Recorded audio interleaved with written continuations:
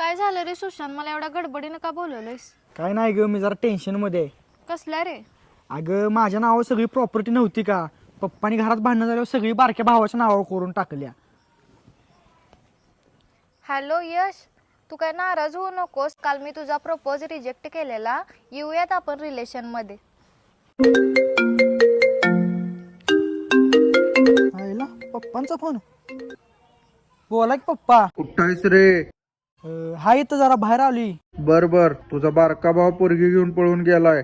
त्याला घरातनं बाहेर काढले आम्ही. प्रॉपर्टी सगळी तुझ्याच नावावर आहे, काय काळजी करू नको. खरंच काय पप्पा? होय होय. आलो 2 मिनिटात आलो घरात. काय झालं रे? काय नाही ग, ती प्रॉपर्टी बारक्या भावाच्या नावावर केली नव्हती का? सगळी माझ्या नावावर केली आणि खायची. ए सुशांत ऐक की. मी त्या यश सोबत बोलत नाही. ऐक की सुशांत.